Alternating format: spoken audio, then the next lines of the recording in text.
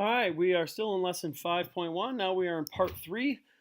So let's look at some special cases and what these graphs will look like and how they'll differ from each other. So first we have y equals 2x plus 4. We can easily graph that. We know that the y-intercept is at 1, 2, 3, 4. That is our y-intercept. And we see that it has a slope of 2x. So that means for every 1 point, we're going to go up 2, 1, 2. And so we can draw a point there, and then we can simply make a line between those two.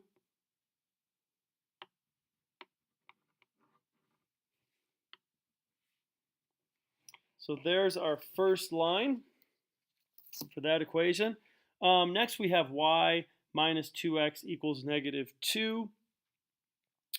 It's best to actually turn that into slope-intercept. So we're going to add 2x to both sides. So we're going to get y is equal to 2x minus 2. And then with this one, we can also find its y-intercept, which is negative 2. So 1, 2. And then we can see it also has a slope of 2x. Notice that the slope for this line and this line are the same, but their intercepts are different. That's going to be very important. So if I go over 1, I'm going to go up 2. I'm going to make my dot. Let's connect these. And which of the special cases is this? Well, this is where we have parallel lines they have the same slope. Therefore, there are no solutions to this because these are not going to intersect at any point in time. Okay?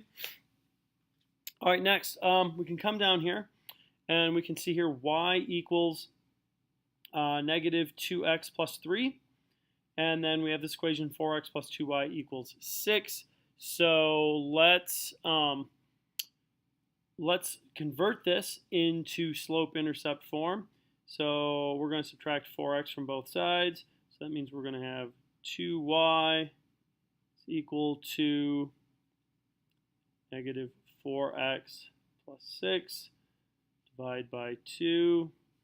And we get y equals negative 2x plus 3.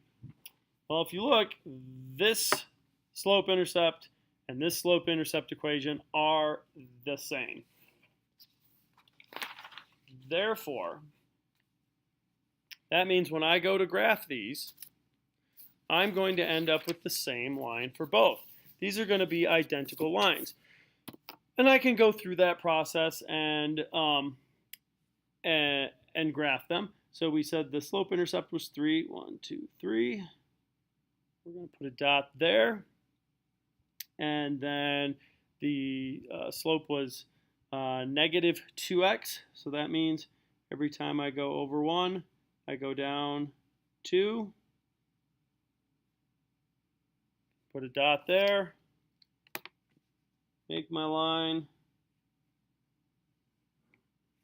And call it good for the line. Since these are the same line,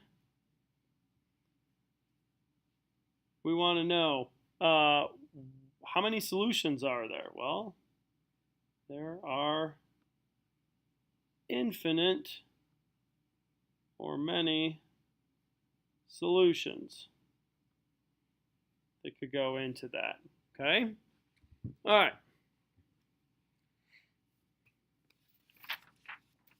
Okay, so let's look at one more. It says solve the linear system of equation by graphing.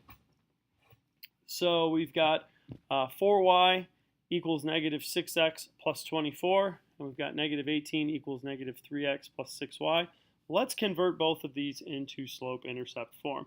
So with this one, I'm going to divide both sides by 4.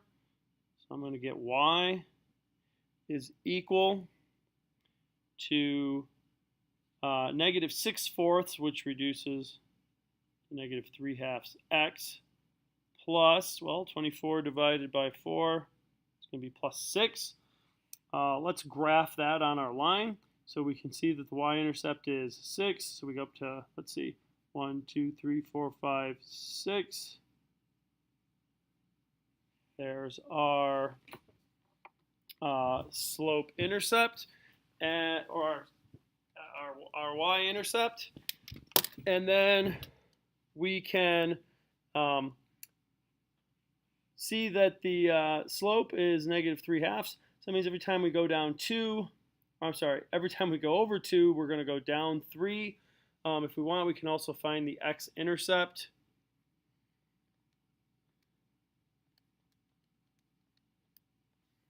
Which will be at precisely 4. 1, 2, 3, 4. So there's our x-intercept. Now I can connect these lines. Okay. And then for our other equation, we got negative 18 equals negative 3x plus 6y. We can rearrange this. So we've got 6y is equal to, let's see, 3x minus 18. Divide both sides by 6. So we're going to have y is equal to 1/2 x minus 3. So now with this one, we know the y-intercept is at negative 3. 1, 2, 3. There's our y-intercept.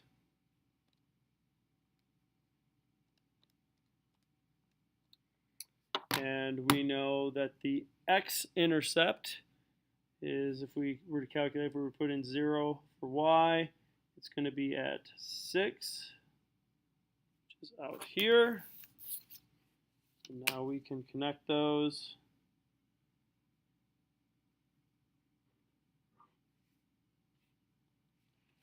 And we can look on our graph and see roughly where they're connected at.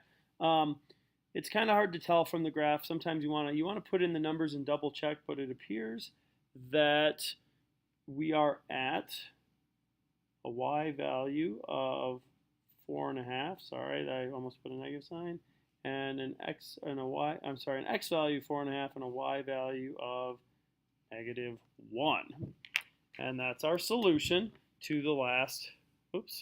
That's our solution to the last example problem. Next, we're going to look at some story problems.